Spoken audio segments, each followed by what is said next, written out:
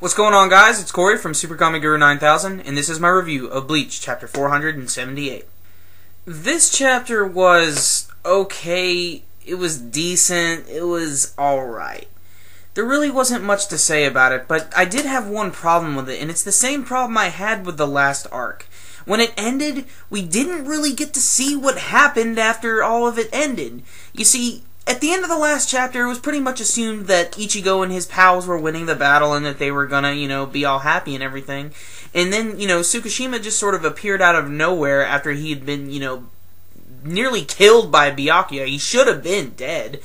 And in this, he just seems to be walking around aimlessly, blah, blah, blah, blah, blah, and I guess the character artwork is really good, and he's just coughing up blood and everything, and he's like screaming, "Why, Ginjo? Why did you die? What should I do? Blah, blah, blah, blah, blah." All of a sudden, Tsukishima has become such a little bitch, and he runs into Shishigawara, and basically Shishigawara is going to help him out, and the rest of the chapter is just him, carrying him on his back and everything, and he's like, "You're one of the strongest guys I know, so I'm going to take care of you, blah, blah, blah, blah, blah." And he's all excited about that. And then the other part of the chapter is we can see that Ruruka has survived her battle and everything, as did Yukio, and believe it or not, Jackie. Yukio and Jackie are hanging out, and it's kind of weird because apparently Jackie has lost all of her powers, which I don't really see the point to her character really anymore. And, we got a little bit of backstory on her, but a cool thing with Yukio is he mentions that he'll come back in 3 years and restart the company. By that, I guess he means execution. And I'm not sure how to take this, if it's like supposed to be ominous, or if it's something that might really happen. Are we looking at the possibility of a time skip here?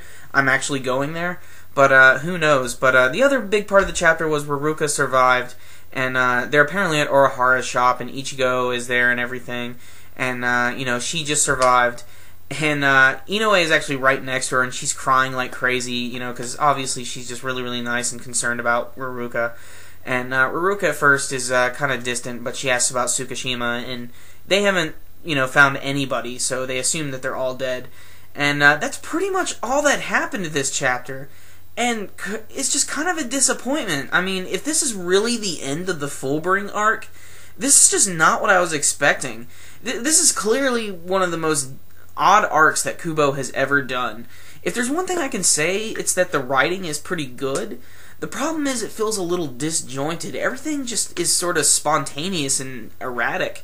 There really isn't a, path here. And, there are times when that can work, but it just isn't working for me here. And it sucks that Giriko, remember the guy with the eye patch? He went down so fast. I know that he was fighting Kenpachi, but it just sucks that the author gave him this cool design and these cool looking powers, and he never really got a chance to use them. He literally got one panel death.